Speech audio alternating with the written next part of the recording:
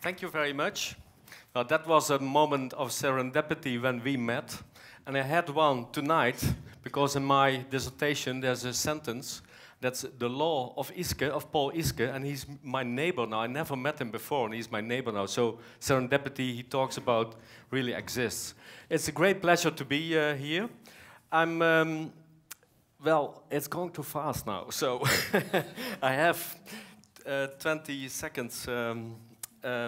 So I'm talking about graduates and what e-competences they need. Here you see that computing is continues in an continue to increase in speed, and this computing is very important for innovation and for solving a lot of problems in society.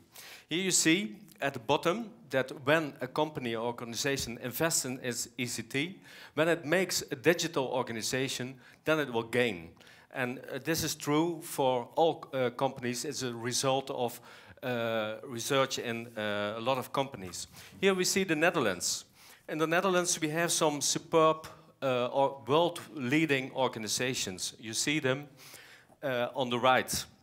We have some new companies making apps for iPhone and iPad. We invented some important things like Bluetooth and Wi-Fi.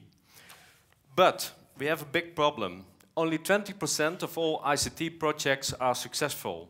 In the public service in the Netherlands alone, 4 to 5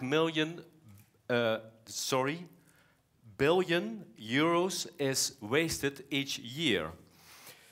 And research shows that in the Netherlands, we underutilize the possibilities of ICT. And we need that ICT to improve our society. That's of vital importance. In order to do so, we need e-competent people. That means people having the capacity of letting ICT work for them and for their organization. The following 6 elements of e-competences of graduates can be distinguished. Each element is about using possibilities of ICT. The first one is creativity, the subject of tonight, and innovation. These competences you can see, for example, in being able to build a website to attract customers and to sell your products or services. The second competence is communication and collaboration. You can see it in large companies. They use ICT to communicate, to develop new products, and to increase their know-how, and to do open innovation. The third one, so now I can catch up. The third one is research and information. As an example, you can think of competences to use ICT possibilities for making a business plan. That means analyze competitors using statistical databases and make the plan in collaboration with others. The fourth e-competence is critical thinking and decision making. For example, competences to use mind mapping software. You saw it before tonight. To brainstorm with others, reduce complexity, think of new possibilities, create overview, and communicate with others. The fifth e-competence is about digital citizenship. This is a competence to use ICT in a safe, legal, and responsible way. That means avoiding the hijacking of your computer, avoiding theft of your data or your money, or even theft of your identity on the internet.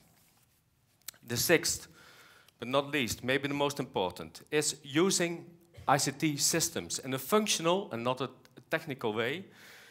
For example, the academic hospital here had 65 million to pay for an ICT project, and as a result, they have a lot of problems. But we have a problem in education, because e-competences are not a part of the educational programs. As an education, using internet in Dutch education is the lowest of the whole of the European Union. Though e-learning exists for over 15 years, it is still not everywhere used in education. The majority of teachers in Dutch education regard themselves as starting ICT users. As a result, supporting pupils and students to be e-competent is a problem. Here you can see it.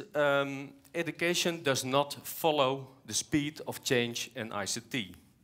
This is a problem we can solve in the benefit of individuals, organizations, and the society as a whole. But of course, it takes some effort. But you may argue young people possess ICT competences. That's true.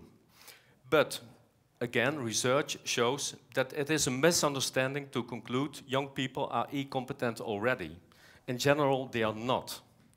So education has a responsibility here. So what to do? First of all, support teachers to be e-competent, like they were competent for other skills in former days. Give them the challenge to learn from ICT developments in their discipline and let them keep up with those developments. And I'm convinced they are willing to do so. Secondly, education has to know what to do in this respect.